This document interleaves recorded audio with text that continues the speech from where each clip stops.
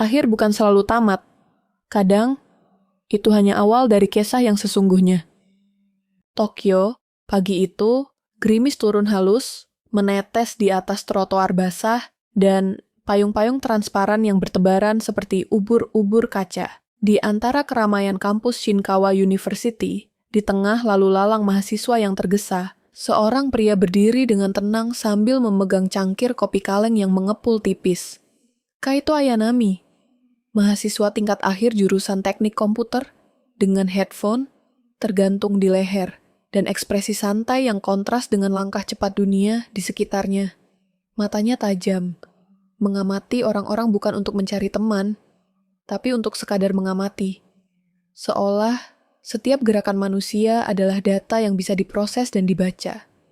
Ia berjalan memasuki gedung perpustakaan kampus, tempat yang biasanya ia hindari. Tapi hari itu, ada sesuatu yang berbeda. Ia sedang mencoba menulis skrip game baru, dan butuh inspirasi. Entah kenapa, ia memilih tempat paling sunyi di kampus sebagai tujuan. Di lantai 2, di meja dekat jendela besar yang memperlihatkan pohon sakura gundul karena musim dingin, seorang perempuan duduk sendiri. Wajahnya tenang, matanya fokus pada buku hukum tebal yang dipenuhi sticky note warna pastel. Rin Tachibana, mahasiswi hukum tahun ketiga yang dikenal karena selalu tepat waktu, disiplin, dan tidak terlalu bersosialisasi. Di sekelilingnya, ada semacam batas tak terlihat yang membuat orang segan menghampiri. Kaito menoleh sekali, lalu 2 kali. Ada sesuatu dalam ekspresi Rin yang membuatnya berhenti. Bukan kecantikannya, meski itu tak bisa diabaikan, tapi ada ketenangan yang tidak biasa, seperti dunia di sekitarnya tidak cukup menarik untuk mengganggu pikirannya. Tanpa pikir panjang, Kaito duduk di meja seberangnya, tanpa izin. Rin mengangkat wajah. Tatapan matanya tajam, namun tak langsung marah, hanya menilai. Perpustakaan ini besar, banyak meja kosong. Ucapnya, suaranya datar tapi lembut. Kaito tersenyum miring. Tempat ini punya pencahayaan bagus, cocok buat mikir. Dan mengganggu orang lain? Tanya Rin, tanpa ekspresi. Kaito tertawa pelan, lalu mengeluarkan laptopnya. Aku janji diam, cuma numpang inspirasi. Beberapa detik hening. Lalu Rin kembali membaca, pura-pura tak terganggu. Tapi tangannya menggenggam pulpen lebih kencang dari sebelumnya. Tak ada percakapan lanjutan. Tapi Kaito beberapa kali melirik. Matanya menangkap detail-detail kecil. Cara Rin menekuk ujung kertas, jeda di antara helaan napas saat membaca halaman sulit. Bahkan bagaimana ia menutup matanya sejenak saat pusing. Sementara Rin sebenarnya sadar, ia bisa mencium aroma kopi dari arah Kaito. Mendengar derikan keyboardnya yang cepat tapi tidak sembarangan. Dan dari sudut matanya, ia tahu pria itu sedang memperhatikannya lebih dari sekadar numpang inspirasi. Ketika sore turun dan langit menjadi kelabu pekat, Rin berdiri lebih dulu. Ia merapikan bukunya dan tanpa menoleh berkata, "Jangan biasakan duduk sembarangan seperti tadi. Tidak semua orang suka diawasi." Kaito menutup laptopnya, tertawa lagi. "Tapi kamu tidak pergi. Kamu tetap duduk di sana selama 3 jam. Rin menoleh kali ini. Matanya tajam namun dalam. "Mungkin aku ingin tahu seberapa lama kamu bisa menahan dirimu untuk tidak bicara lebih banyak." Dan dengan langkah ringan namun tegas, ia meninggalkan perpustakaan. Kaito menatap punggungnya, bibirnya membentuk senyum yang tidak ia sadari. Untuk pertama kalinya, dalam waktu lama, ia merasa tertarik, bukan karena tantangan, tapi karena rasa penasaran yang terasa seperti deja vu. Malam itu, saat ia berjalan di bawah lampu jalan yang memantulkan bayangan keemasan di aspal basah, Kaito membuka laptopnya kembali. Di halaman skrip game yang belum diberi judul, ia menulis 1 kalimat pembuka. Dia datang seperti gerimis, tak terdengar, tapi menyusup ke dalam. Dan saat jari-jarinya menari di atas keyboard, 1 nama melintas di benaknya. Rin. Pagi berikutnya, udara Tokyo masih menggigit dingin. Di kampus Shinkawa, suasana seperti biasa. Riuh, padat, tapi asing. Di antara hiruk-pikuk itu, Kaito Ayanami berjalan santai dengan jaket hoodie hitamnya yang terlalu longgar, tangan dimasukkan ke saku, dan mata menyapu sekeliling seperti sedang mencari sesuatu atau seseorang. Di taman kampus, di bawah pohon plum yang belum berbunga, Kaito melihat sosok yang membuat detaknya melambat sedikit. Rin Tachibana duduk sendiri di bangku batu, membolak-balik catatan hukum yang rapi seperti selalu. Dan ia mengenakan coat krem panjang yang membuatnya tampak lebih dewasa dari usianya. Ada sesuatu yang tidak berubah dari dirinya, keteraturan. Tapi entah kenapa, hari itu dia terlihat sedikit lelah. Kaito menghampiri tanpa ragu. Ia duduk di ujung bangku, cukup jauh untuk tidak mengganggu, tapi cukup dekat untuk bicara. "Kamu suka duduk di sini?" Tanyanya ringan. Rin menoleh, tidak terkejut. "Aku suka tempat yang tidak dilewati banyak orang." "Berarti aku mengganggu lagi?" Tanya Kaito sambil menatap langit. "Belum tentu," jawab Rin singkat, lalu hening. Kaito menarik napas. Ia menyandarkan tubuh ke sandaran bangku, menatap ke depan, dan bertanya pelan, "Kamu percaya bahwa orang bisa berubah?" Rin tidak langsung menjawab. Ia menutup bukunya perlahan, meletakkannya di pangkuan. "Kenapa kamu tanya begitu?" "Cuma iseng." Kaito menyunggingkan senyum kecil, tapi matanya tidak main-main. "Kadang aku mikir, apa kita ini bisa benar-benar berubah? Atau cuma belajar menyembunyikan bagian terburuk kita lebih baik?" Rin menatapnya. "Itu terdengar seperti kamu punya bagian buruk yang kamu sembunyikan." Kaito tertawa kecil. "Mungkin, tapi siapa sih yang enggak?" Rin menunduk menghela napas. "Aku tidak percaya orang bisa berubah. Tapi aku percaya orang bisa belajar menyesali apa yang mereka lakukan." Tatapan mereka bertemu. Untuk sesaat, dunia jadi sunyi. Tak ada suara langkah kaki. Tidak ada deru angin. Hanya dua orang, dua kutub, dua luka lama yang belum saling kenal benar, tapi mulai saling mendengar. "Kalau begitu," kata Kaito pelan, "mungkin kita sedang ada di jalan yang sama." Rin berdiri. Ia mengambil bukunya, menggenggam erat seperti perisai. "Aku harus ke kelas. Dan jangan pikir, kamu bisa mengorek lebih banyak hanya dengan duduk dan sok filosofis." Kaito berdiri juga, menyeringai. "Kalau gitu, besok aku coba sok sarkastik." Rin menggeleng pelan, tapi sudut bibirnya sedikit naik. Saat ia berjalan menjauh, ia tidak sadar bahwa Kaito memerhatikannya bukan dengan hasrat, tapi dengan rasa ingin tahu yang dalam dan tak terjelaskan. Malam itu, Rin bekerja paruh waktu di sebuah kafe kecil di sudut Kichijoji. Tempat itu remang-remang, dengan aroma kopi dan jas lembut yang mengalun pelan. Rin mengenakan apron hitam dan blus putih. Rambutnya diikat rapi ke belakang. Ketika ia membawa pesanan ke meja dekat jendela, matanya menangkap siluet yang sudah mulai familiar. Jaket hitam, headphone, dan senyum miring yang menyebalkan. "Serius?" katanya. Setengah kaget, setengah tidak percaya. Kaito mengangkat gelasnya. "Tempat ini ternyata punya espresso yang layak." "Jangan bilang kamu ngikutin aku," tuduh Rin setengah bercanda tapi nadanya tetap defensif. "Kalau iya," balas Kaito tenang. Rin memutar bola matanya, lalu pergi meninggalkannya. Tapi jauh di dalam dirinya, ada sesuatu yang bergetar pelan.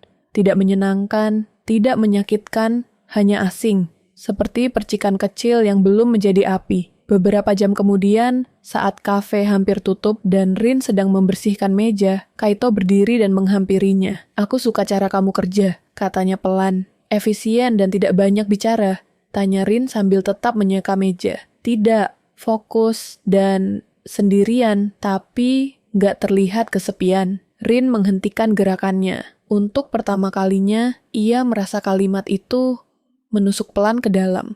Bukan karena menyakitkan, tapi karena terasa terlalu jujur. Kaito melangkah ke arah pintu, tapi sebelum keluar, ia menoleh. "Besok aku duduk di pojok perpustakaan lagi. Kalau kamu nggak suka, kamu bisa abaikan. Tapi kalau kamu duduk di tempat yang sama, aku bakal anggap itu sebagai undangan." Pintu berdenting ringan saat tertutup di belakangnya, dan Rin, untuk pertama kalinya setelah sekian lama, berdiri terpaku bukan karena takut, tapi karena ragu.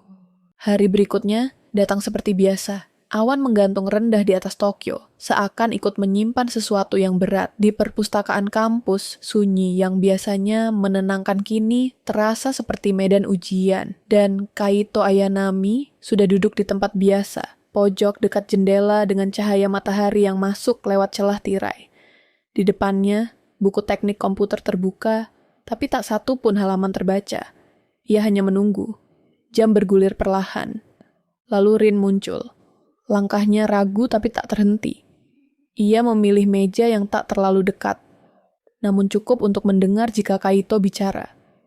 Ia mengeluarkan buku-bukunya, duduk, dan pura-pura tidak sadar, tapi Kaito hanya mengulas senyum tipis. Ia tahu, dan itu cukup. Beberapa menit hening berlalu, hingga akhirnya Rin berbisik tanpa menoleh. "Kamu tidak tanya kenapa aku datang?" Kaito membalas tanpa suara, hanya menutup bukunya, melirik ke arahnya. "Aku lebih suka kamu yang mulai bicara kalau kamu mau." Rin terdiam lama. Tangannya menggenggam pena terlalu erat. "Aku gak suka didekati," ujarnya. "Aku gak suka ketika seseorang tiba-tiba masuk dalam hidupku tanpa aku bisa kendalikan." Kaito tidak membalas. Ia hanya menatap, menunggu. Karena biasanya orang seperti itu datang hanya untuk pergi. Kaito menarik napas dalam. "Aku gak datang buat pergi." "Lalu buat apa?" Suara Rin mulai goyah. "Apa yang kamu cari dariku?" Kaito menatapnya lama. "Aku gak tahu. Tapi waktu aku lihat kamu, rasanya seperti aku ingin tahu siapa kamu sebelum aku sendiri tahu kenapa." Kata-kata itu mengambang di antara mereka. Seperti percikan kecil dari sumbu yang baru terbakar. Malam itu, Rin duduk sendiri di stasiun kereta. Jadwal kuliah dan kerja membuatnya kelelahan. Di sekelilingnya, orang-orang berlalu, tapi ia merasa tetap sendirian. Matanya kosong, menatap rel, pikirannya melayang pada masa lalu. Kilasan masa SMP muncul. Suara tawa mengejek, tulisan-tulisan kejam di loker, bekal yang dibuang ke tempat sampah. Ingatan itu datang bukan sebagai gambar, tapi sebagai rasa. Luka lama yang tidak pernah sembuh, hanya tertutup rapat. Ia menggeleng pelan, mencoba mengusir semuanya. Tapi saat itulah suara yang tak asing terdengar dari belakang. "Kereta terakhir belum datang, tapi kalau kamu nunggu sambil diam begini, kamu bisa-bisa dikira hantu." Rin menoleh cepat. Kaito berdiri di sana. "Kamu ngikutin aku lagi?" tanya Rin, kali ini tanpa marah. "Aku kebetulan lewat. Dan kamu kelihatan kayak gak perlu temen." Rin menghela napas. "Aku gak butuh diselamatkan. Aku juga gak mau nyelamatin siapa-siapa," jawab Kaito. "Kadang, duduk bareng aja cukup." Rin menatapnya lama, lalu mengangguk kecil. "Duduklah." Kaito duduk di sampingnya. Bahu mereka tak bersentuhan tapi terasa hangat. Untuk beberapa menit, mereka hanya diam, mendengarkan suara pengumuman kereta dan hembusan angin dari terowongan. "Dulu," kata Rin pelan, "aku pernah dibully. Parah. Sampai aku pikir, kalau dunia memang dirancang buat bikin orang kayak aku menderita." Kaito menoleh perlahan. Tapi ia tidak memotong. "Aku berubah. Aku kuat karena aku gak mau jadi korban lagi. Tapi tiap malam, aku masih mimpiin suara mereka, ketawa mereka. Kadang, aku cuma pengen ada orang yang bilang, 'Itu bukan salahmu.'" Mata Rin sedikit berair, tapi ia tetap tegar. Dan Kaito, dengan suaranya yang serak dan pelan berkata, "Itu bukan salahmu, Rin. Sama sekali bukan." Rin menatapnya, dan untuk pertama kalinya, ia melihat sesuatu dalam mata Kaito. Bukan simpati kosong, tapi rasa bersalah yang dalam, yang seperti tahu, persis rasanya berada di sisi yang berlawanan. Tapi ia belum menyadari. Belum tahu bahwa Kaito menyimpan luka yang berakar dari sisi yang sama. Masa lalu yang mereka benci, tapi saling terkait. Saat kereta tiba, mereka berdiri bersama. Masuk ke dalam kabin yang hampir kosong, duduk bersebelahan. Di bawah lampu redup kereta, tangan mereka hanya terpisah beberapa sentimeter. Dan meskipun tidak bersentuhan, keduanya tahu sesuatu telah berubah. Tidak banyak, tapi cukup untuk membakar satu lapisan pelindung di dalam hati masing-masing. Malam itu, Kaito berdiri di depan cermin di apartemennya. Ia membuka folder lama di laptopnya, foto-foto masa SMA, candaan yang dulu ia anggap lucu. Termasuk satu komentar di media sosial. Orang itu nggak butuh teman, butuh dibuang ke tempat sampah. Dan komentarnya ada di sana. Nama Kaito Ayanami. Tertulis jelas. Tangannya mengepal. Wajahnya kosong. Ia menatap bayangannya sendiri. Wajah yang sama dengan masa lalu, tapi dengan luka yang tak bisa dihapus. Apa kamu pantas disukai oleh seseorang yang kamu lukai, bahkan tanpa sadar? Gumamnya pelan. Pertanyaan itu bergema di ruang hening, dan jawaban itu belum datang. Tapi luka sudah mulai berdarah kembali. Beberapa hari berlalu setelah malam di stasiun. Sejak saat itu, kehadiran Kaito dan Rin dalam kehidupan satu sama lain menjadi sesuatu yang rutin, meski tak pernah direncanakan. Kadang mereka belajar di perpustakaan yang sama. Kadang saling menatap dari kejauhan di kantin kampus. Sesekali berbincang pendek, basa-basi yang perlahan berisi. Namun, ada yang mulai tumbuh di sela keheningan itu. Sebuah keterikatan tak kasat mata. Sore itu, Rin selesai bekerja di kafe dan memutuskan mampir ke toko buku kecil dekat Shibuya, mencari referensi hukum untuk esainya. Toko itu sepi. Hanya ada satu pengunjung lain di ujung rak. Dan ia baru sadar siapa orang itu saat mendengar suara gumaman pelan. Kalau game ini dirancang ulang dari sisi antagonis, ceritanya akan jauh lebih tragis. Rin menoleh. Kaito berdiri membelakangi, sedang membaca buku desain game yang ditumpuk sembarangan. Ia tampak asik sendiri. Rambutnya sedikit berantakan, jaketnya kebesaran, seperti anak kecil yang tersesat di dunia ide. Entah dorongan dari mana, Rin melangkah pelan mendekat. Kamu sering ngomong sendiri ya? Kaito terkejut, tapi cepat tersenyum. Cuma kalau idenya terlalu berisik di kepala. Ia melihat Rin membawa buku hukum tebal dan mengangkat alis. Kamu yakin buku itu nggak akan membunuhmu secara mental? Rin menyeringai tipis. Kamu yakin kamu bukan sedang kabur dari deadline? Mereka tertawa, ringan dan tulus. Untuk pertama kalinya, Rin menerima ajakan Kaito untuk minum teh bareng. Mereka duduk di bangku kayu depan toko buku, beralaskan meja lipat yang goyah. Suasana sore Tokyo di akhir musim gugur begitu damai. Angin membawa aroma tanah basah dan suara kota yang merendah. Kamu suka desain game? Tanya Rin, menyesap teh hangatnya. Kaito mengangguk. Aku mulai dari bikin mod kecil. Sekarang kadang diminta kerja freelance buat studio kecil. Game itu tempat pelarian, tapi juga tempat pengakuan. Pengakuan. Iya, di dunia nyata, kadang kamu bisa jadi siapa aja. Tapi di game, kamu harus bikin dunia itu nerima kamu. Rin memperhatikannya. Kamu bicara seperti seseorang yang pernah nggak diterima dunia nyata. Kaito diam sesaat, sebelum menjawab pelan. Siapa sih yang belum pernah? Hening sejenak. Angin bertiup pelan, menggerakkan ujung rambut Rin. Mata mereka bertemu, dan di situ, tanpa mereka sadari, jarak di antara mereka menghilang sedikit lagi. Beberapa hari kemudian, Rin sedang membersihkan kamar lamanya di rumah. Mencari dokumen lama untuk beasiswa. Di tumpukan laci bawah, ia menemukan satu kotak kecil berisi barang-barang masa SMA. Pin, surat dari teman, dan selembar kertas lusuh penuh coretan, dan sebuah foto kelas. Matanya tertumbuk pada sosok di barisan belakang. Rambut sedikit acak, senyum miring, pose yang terlalu santai untuk foto resmi. Ia tak pernah sadar sebelumnya. Tapi kini, ia tahu.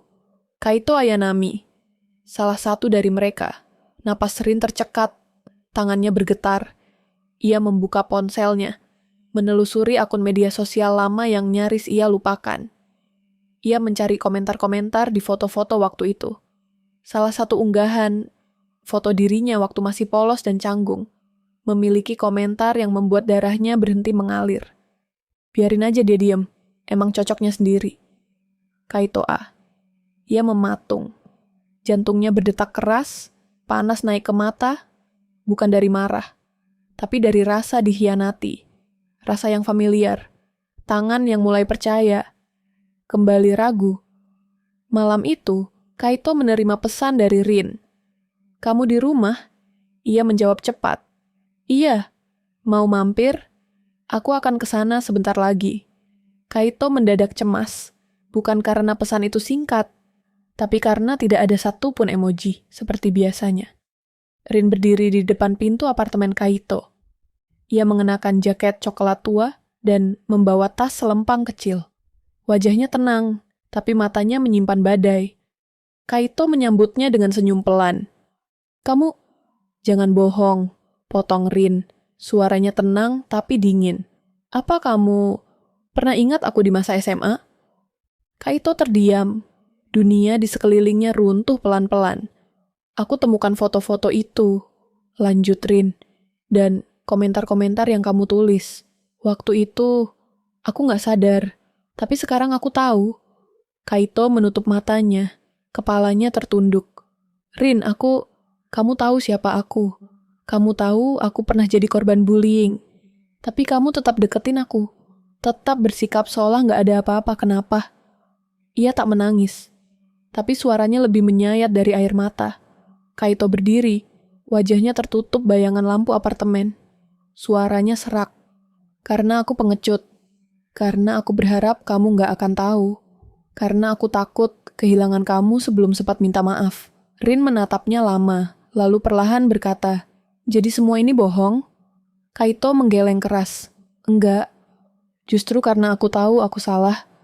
Aku ingin lebih dari sekadar menebus. Aku ingin jadi orang yang bisa kamu percaya." Ia melangkah mendekat, tapi Rin mundur selangkah. "Kamu nggak punya hak buat minta dimaafkan," bisiknya. Kaito hanya mengangguk, matanya berkaca-kaca. "Aku tahu." Lalu hening, panjang, terlalu panjang, dan Rin berbalik, membuka pintu dan meninggalkan Kaito berdiri sendirian. Pintu tertutup pelan, tapi suaranya terdengar seperti palu menghantam dada. Malam itu, Kaito duduk sendiri di lantai ruang tengah. Ia memeluk lutut, memandangi laptopnya yang terbuka pada halaman kosong game yang sedang ia desain. Tangannya bergerak. Ia mulai mengetik. Karakter utama memulai perjalanan, bukan untuk menyelamatkan orang lain, tapi untuk meminta dimaafkan oleh dunia yang pernah ia sakiti. Layarnya buram karena air mata. Pagi pertama setelah malam yang dingin itu terasa seperti dunia baru, sunyi dan hampa. Bagi Kaito, waktu berjalan lambat. Ia masih terdiam di lantai ruang tamunya, ditemani cahaya redup matahari musim dingin yang menembus jendela.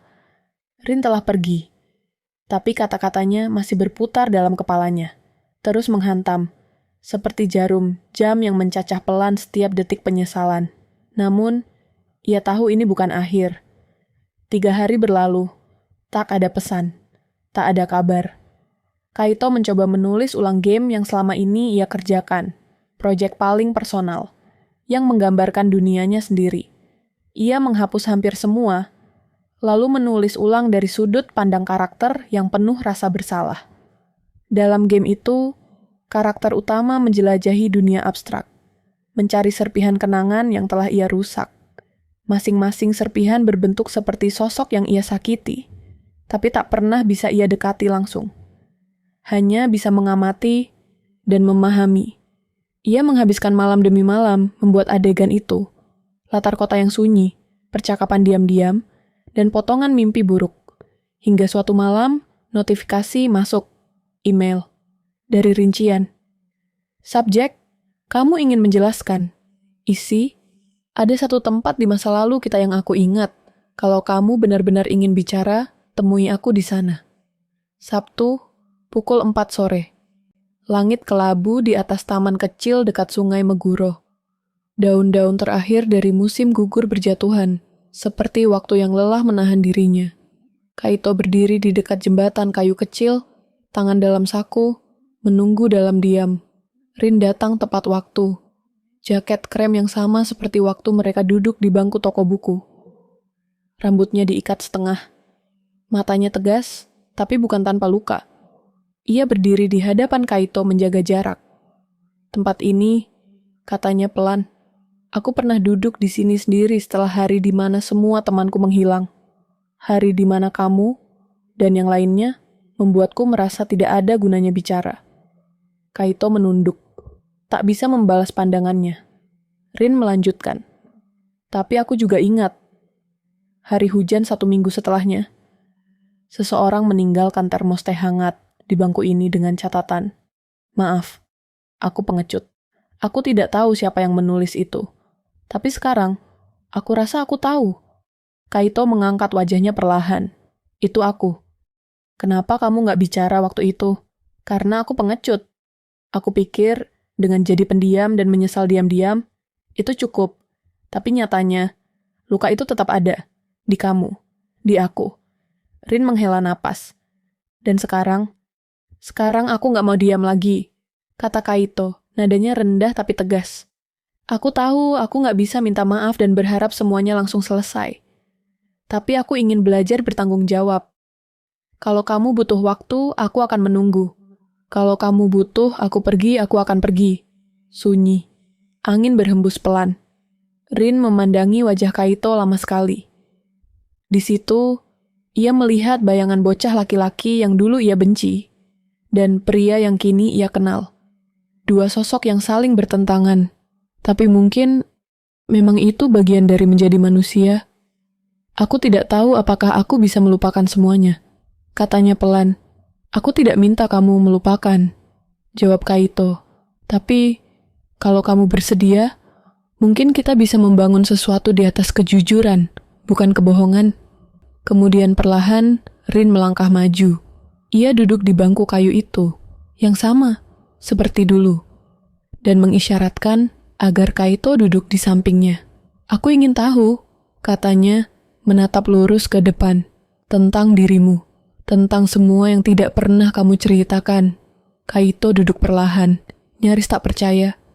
Dan untuk pertama kalinya, bukan sebagai pelaku masa lalu, bukan sebagai korban, bukan juga sebagai bayangan yang mengintai dari jauh.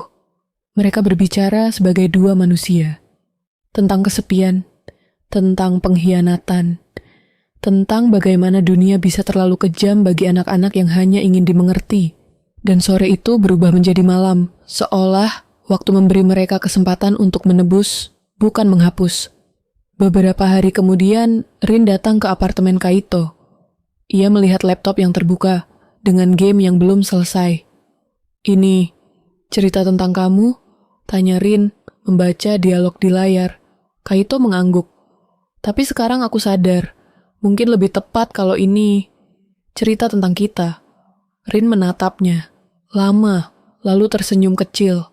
Kalau begitu, katanya, biar aku bantu tulis bab selanjutnya. Malam itu, mereka duduk berdampingan, merancang dunia baru dalam cerita digital. Masing-masing memberi warna, memberi suara, memberi luka, dan memberi harapan. Mereka tahu, jalan menuju kepercayaan bukan jalan lurus, tapi mereka telah memulainya. Dan mungkin itu cukup untuk sekarang. Pagi di Tokyo masih kelabu ketika Rin membuka matanya di apartemen Kaito untuk pertama kalinya. Ia tidak tidur di ranjangnya, hanya tertidur di sofa setelah lembur berdua menyusun ulang alur cerita game yang mereka kerjakan. Selimut tipis membungkus tubuhnya. Meja kopi penuh dengan cangkir kopi, sticky notes dengan catatan karakter, dan laptop yang masih menyala, menunjukkan adegan dialog terakhir. Jika aku bisa memilih ulang dunia, aku ingin ada di satu di mana kamu tidak harus menanggung semuanya sendirian. Ia menoleh ke arah dapur kecil. Kaito sedang membuat teh. Rambutnya berantakan, memakai kaos hitam yang kebesaran. Terlihat biasa, tapi justru disitulah ia terlihat paling nyata. Mau teh hangat? Tanya Kaito tanpa menoleh. Rin mengangguk, lalu duduk sambil merapikan rambutnya. Kamu selalu bangun sepagi ini? Hanya kalau ada alasan, jawab Kaito sambil menatapnya sebentar. Kali ini alasannya cukup spesial. Rin tersenyum tipis, tapi ada semburat merah di pipinya. Hangat, halus, tak mengintimidasi. Hari-hari berlalu, mereka mulai terbiasa bersama tanpa pernyataan resmi, tanpa janji. Tapi keintiman tumbuh seperti akar dalam diam. Dalam cara Rin menunggu Kaito selesai coding. Atau dalam cara Kaito menyisakan coklat di lacinya hanya karena Rin suka camilan manis. Mereka tidak selalu bicara. Kadang hanya duduk bersama, saling membaca naskah hukum dan skrip game. Tapi ada rasa yang mengalir perlahan, halus, dan semakin dalam setiap harinya. Malam itu, hujan turun deras. Rin tak bisa pulang. Kereta terakhir sudah lewat, dan jalanan terlalu gelap untuk naik sepeda. Kaito menawarkannya untuk bermalam. Kali ini, bukan di sofa. Rin, kalau kamu tidak nyaman, kamu bisa ambil kamar. Aku tidur di luar. Tapi Rin memandangnya lama. Kemudian, perlahan, ia menggenggam tangan Kaito. Aku tidak ingin tidur sendiri malam ini. Di kamar, lampu hanya menyala temaram. Mereka duduk bersebelahan di ranjang, keheningan menggantung. Lalu Rin berkata, "Lirih, aku takut kalau perasaan ini cuma datang karena luka kita cocok, bukan karena cinta." Kaito menatapnya dalam. Kalau begitu, biar kita pelan-pelan membedakan antara luka dan cinta. Bersama ia menyentuh pipi Rin dengan lembut, meraba garis wajahnya, seolah ingin mengingat tiap lekuk yang nyata. Lalu ia menciumnya, pelan, penuh rasa, tanpa desakan, seperti meminta izin, bukan mengambil. Ciuman itu panjang, dingin hujan di luar terasa jauh. Yang ada hanya detak jantung mereka. Jari-jari Kaito menyentuh tengkuk Rin, menariknya mendekat. Nafas mereka berat, tapi penuh kontrol. Rin membalas dengan kelembutan yang jarang ia perlihatkan. Tubuhnya bergetar, bukan karena takut, tapi karena akhirnya ada seseorang yang menyentuhnya, bukan untuk mengambil, tapi untuk memahami. Kaito menghentikan gerakannya, menatap matanya. Kalau kamu ragu, aku akan berhenti sekarang juga. Rin menggenggam tangannya erat. Aku tidak ragu, tapi jangan buru-buru, biar semuanya terasa. Rasa bersalah, takut, dan rindu yang meledak dalam desahan dan genggaman. Kaito mencintai Rin dengan kesabaran. Rin membuka dirinya perlahan, bukan tubuh, tapi hati. Dan setelah semuanya selesai, mereka saling berpelukan dalam diam. Kulit bertemu kulit. Detak jantung jadi lagu. Tidak ada dialog, hanya nafas dan dada yang naik turun perlahan. Di tengah malam, Rin berbisik, "Kalau kamu tetap ada setelah ini, aku akan mulai percaya." Kaito mencium keningnya. "Aku tidak akan pergi." Dan untuk pertama kalinya, Rin tertidur tanpa mimpi buruk. Hari itu, Rin kembali dari kelas lebih awal. Langit Tokyo murung, dan gerimis mengguyur kaca stasiun. Di tangannya, sebuah kotak kecil berisi bookmark bergambar karakter game. Hadiah kecil untuk Kaito yang belakangan terlalu sibuk. Ia tak tahu kenapa hatinya berdebar sejak pagi. Sesuatu terasa salah.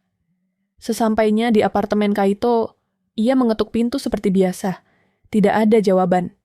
Ia mencoba membukanya dengan kunci cadangan yang pernah Kaito berikan saat mereka mulai sering menginap satu sama lain. Pintu terbuka. Dan di meja makan, ia melihat laptop Kaito terbuka. Di layar, album foto dari masa SMA. Foto-foto yang tidak sengaja terbuka. Lalu ia melihatnya, foto Kaito berseragam SMA, berdiri bersama beberapa siswa lain yang pernah menyiksanya. Komentar di bawahnya, "Kadang kasihan lihat anak cupu itu, tapi ya, dunia keras bro." Komentar itu tertulis dengan nama Kaito Ayanami. Dunia Rin runtuh, tangannya gemetar. Ia terduduk di kursi, menatap layar seakan tertampar oleh sesuatu yang selama ini ia kira sudah jauh terkubur. Nafasnya tercekat, dadanya sesak. Kaito pulang tak lama kemudian, menenteng kopi dan camilan. Senyumnya hilang saat melihat wajah Rin. "Ada apa?" tanyanya pelan. Rin menatapnya. Air matanya jatuh diam-diam. "Kamu dulu salah satu dari mereka?" Kaito membeku. "Rin, kamu tahu aku korban bullying. Kamu tahu aku hampir bunuh diri karenanya. Tapi kamu tetap diam. Aku nggak tahu masa lalumu waktu itu. Dan sekarang kamu tahu. Kaito menunduk. Aku tahu sejak kamu cerita di kafe waktu itu. Tapi aku terlalu takut. Aku terlalu pengecut buat jujur. Rin berdiri. Tangannya masih gemetar. Selama ini, kupikir kamu tempatku bersandar. Tapi ternyata, kamu bagian dari luka yang ingin kulupakan. Kaito melangkah maju, tapi Rin mundur. Rin, dengar dulu. Tidak, Kaito. Aku yang harus menenangkan diri. Jangan hubungi aku dulu. Dan ia pergi, meninggalkan Kaito sendiri, dengan layar laptop menyala dan cahaya neon Tokyo memantulkan bayangan pria yang akhirnya harus berhadapan dengan dosa lamanya. Hari-hari berikutnya, sunyi. Rin kembali ke rumah orang tuanya. Tidak mengangkat telepon atau membalas pesan. Kaito datang ke kampus, berdiri jauh dari gerbang hanya untuk melihat apakah Rin baik-baik saja, tapi tak pernah mendekat. Rin menangis setiap malam. Ia benci bahwa ia masih merindukan pelukan Kaito. Tapi rasa sakit itu terlalu nyata. Suatu malam, Kaito mengirim pesan terakhir. Kalau kamu tidak bisa memaafkan aku akan mengerti. Tapi izinkan aku berubah, Rin. Bukan untuk kamu. Tapi karena aku tahu aku harus bertanggung jawab. Aku ingin jadi pria yang bisa kau percaya. Bahkan jika bukan untuk kembali, tapi untuk melindungimu dari jauh. Pesan itu tidak dibalas, tapi Rin membacanya berulang kali. Dan dalam diam, ia mulai menulis kembali. Bukan hukum, bukan skrip, tapi sebuah surat yang belum tahu apakah akan dikirim. Kaito, aku membencimu karena kamu bagian dari luka itu. Tapi aku juga mencintaimu karena kamu satu-satunya yang membuatku merasa utuh sekarang. Aku tidak tahu mana yang lebih besar. Tapi aku tahu, aku tidak ingin membiarkan luka lama menghancurkan kesempatan untuk sembuh. Hari itu, langit Tokyo bersih, dengan matahari terbenam di balik gedung-gedung pencakar langit yang sudah mulai menyala. Kaito berdiri di stasiun Shibuya, menggenggam tiket kereta yang sudah lama dibelinya. Hari ini adalah hari yang sudah lama ia tunggu, meski dengan keraguan yang tak bisa sepenuhnya hilang. Ia menunggu di sana, tepat di tempat yang sering ia dan Rin lewat setiap kali mereka bertemu di luar kampus. Tempat itu selalu ramai, tapi kini terasa sepi, seolah dunia hanya berputar di sekitar detak jantungnya. Hatinya berdebar, meski ia mencoba untuk tetap tenang. Banyak yang berubah sejak terakhir kali mereka berbicara. Pesan terakhir dari Rin masih menghantui. Aku tidak ingin membiarkan luka lama menghancurkan kesempatan untuk sembuh. Tetapi apakah itu cukup? Apakah cinta yang terjalin di antara mereka bisa bertahan melawan kenyataan pahit dari masa lalu? Rin muncul di kejauhan, berjalan perlahan melewati kerumunan orang. Rambutnya sedikit lebih panjang dari terakhir kali, dan ada sesuatu yang berbeda dalam langkahnya, sebuah kekuatan baru. Wajahnya tetap cantik, namun matanya lebih cerah, lebih tenang. Sesuatu yang telah berubah, meskipun tak ada kata yang diucapkan. Ketika Rin sampai di depannya, Kaito hanya bisa menatapnya dalam diam. Ada kesan canggung, seolah mereka adalah dua orang asing yang harus menemukan jalan kembali satu sama lain. Namun, di balik tatapan itu, ada sesuatu yang lebih dalam, harapan. Rin berhenti beberapa langkah darinya, menatap Kaito dengan ekspresi yang tak bisa ia baca sepenuhnya. Ada luka, ada kebingungan, namun juga sebuah keinginan untuk berdamai dengan masa lalu mereka. Kaito menggigit bibirnya, mencari kata-kata yang tepat. Aku tidak tahu harus mulai dari mana, kata Kaito. Suaranya rendah dan sedikit gemetar. Rin tersenyum tipis. Kamu tidak perlu tahu. Aku juga tidak tahu. Tapi, aku siap mendengarkan. Kaito mengangguk, lalu melangkah lebih dekat. Ia berhenti tepat di depan Rin, memandang wajahnya dengan perasaan campur aduk. Rin, aku tahu aku tidak bisa menghapus masa lalumu. Aku tahu aku tidak bisa mengubah apa yang sudah terjadi. Tapi, aku ingin kamu tahu. Aku tidak pernah melupakan apa yang aku lakukan. Dan aku akan bertanggung jawab, apapun yang terjadi. Rin menatapnya dengan tajam, mencari ketulusan dalam kata-katanya. Kaito tahu, kata-kata ini mungkin tidak bisa memperbaiki segalanya. Tapi ia harus mengatakannya. Ia harus membuka hatinya. Dan aku ingin memperjuangkan kita. Aku ingin kamu jadi bagian dari masa depanku, kalau kamu mau. Ada keheningan yang panjang di antara mereka. Rin menunduk, menekan perasaan yang selama ini ia simpan. Lalu, ia mengangkat wajahnya dan melihat Kaito. Tak hanya sebagai pria yang dulu pernah melukai, tetapi juga sebagai seseorang yang kini hadir dengan keberanian untuk berubah. Aku belum bisa melupakan apa yang terjadi, tapi aku tahu. Aku ingin mencoba memaafkanmu. Aku ingin kita mencoba sesuatu yang baru. Dari awal, kata-kata itu adalah yang pertama kali terdengar tanpa kebingungan atau penyesalan. Cinta mereka mungkin tidak bisa kembali seperti semula. Tapi ia akan berkembang menjadi sesuatu yang baru. Lebih kuat, lebih matang. Dan itu cukup. Kaito mengulurkan tangannya, dengan harapan yang hampir tak terungkapkan di matanya. Rin menatap tangan itu sejenak. Kemudian, dengan langkah pasti, ia menggenggamnya. Untuk pertama kalinya, aku percaya. Kata Rin dengan suara lembut. Untuk pertama kalinya, aku percaya pada kita. Kaito menariknya dalam pelukan. Tidak ada kata yang perlu diucapkan lebih lanjut. Mereka berdiri di sana, dikelilingi oleh suara kota yang tak pernah tidur. Namun dalam pelukan itu, waktu seolah berhenti. Semua luka lama, semua perasaan terluka, dan semua kebingungannya larut dalam momen itu. Pelukan yang bukan hanya tentang tubuh yang saling mendekat, tetapi tentang dua jiwa yang akhirnya saling menerima. Dengan segala kekurangan dan kekuatan mereka. Mereka tidak tahu apa yang akan terjadi di masa depan, tetapi saat itu mereka tahu bahwa perjalanan ini adalah awal dari sesuatu yang lebih baik. Sesuatu yang tak lagi dibebani masa lalu, tapi dibangun atas fondasi kepercayaan yang baru. Akhirnya, Kaito menatap Rin dengan senyum yang tulus. Aku akan selalu ada, Rin, entah apapun yang terjadi. Rin tersenyum, bibirnya sedikit merekah. Aku tahu, aku juga akan ada. Dan di tengah kota yang terus bergerak, mereka berdiri bersama, tangan saling menggenggam, siap untuk memulai babak baru dalam hidup mereka. Sebuah cinta yang tumbuh, bukan hanya karena luka, tapi karena keinginan untuk sembuh, untuk menerima, dan untuk mencintai. Tamat. Terima kasih sudah menonton sampai akhir. Like, komen, dan subscribe. Karena cerita selanjutnya, mungkin saja tentang kamu.